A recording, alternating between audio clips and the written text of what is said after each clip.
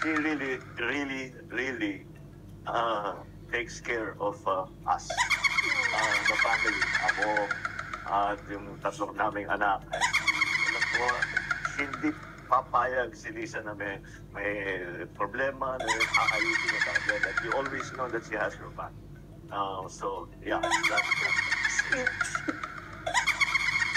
Oh, well, now, your turn. Your best quality, you are so... I always tell people, for someone so intelligent, you're so kind, Paul. So patient, so mabait, always sees the good qualities in people. Not a mean soul in your body. And I know you love the country, and God, the things you put up with. I don't know how you do it. But idol. I'm so proud of you also.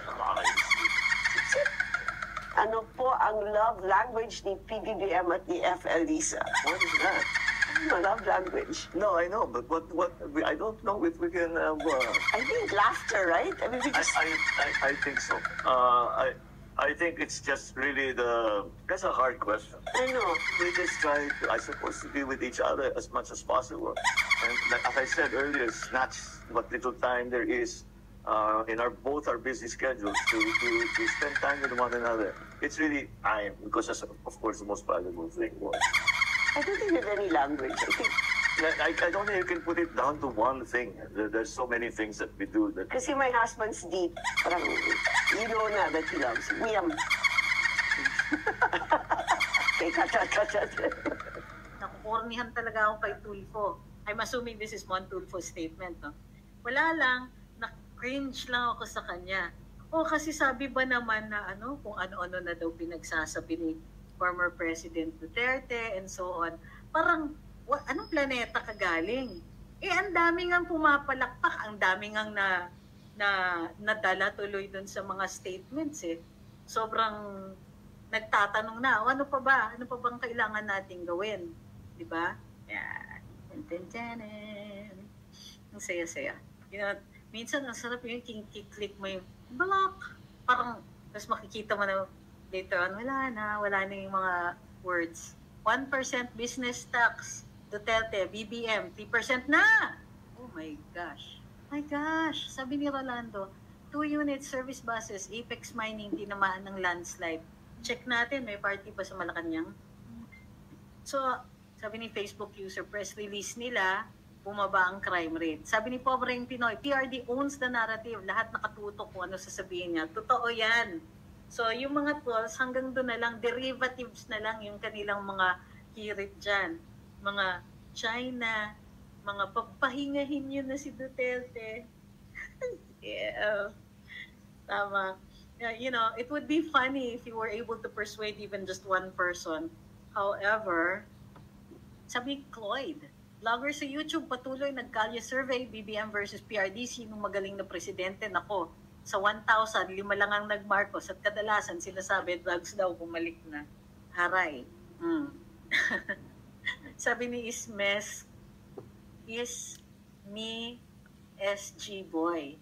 Attorney Trix, balik na po kayo sa Malacanang, please. Kakainis kung sino man nagpatanggal sa inyo. Alam nyo, kasi, bawal matalino doon. Nako lang. May magagalit na naman sa akin. Maghahanap na naman ng trabaho para matanggal ako. Sabi ni Ma'am Karen, any info sa story ni Sir Mark Lopez na aarestuhin daw si FPRD? How true? Yes, ma'am. Kanina po namin pinag-uusapan. Ang dami kasing antecedents. Tapos biglang rumagsa ang rumor kanina na aarestuhin nga daw si dating Pangulo. Kasi sunod-sunod nga. Didismantle, lumabas yung balita na distungkahin na ang Task Force Davao. Pinrobe yung mga baril niya. Nagalit yung ilang mga ahensya, may statement tungkol dun sa inciting to sedition. Kayo, mag-guilty kayo ha. Yung mga maling sinasabi tungkol sa sinabi ni Presidente Duterte, ni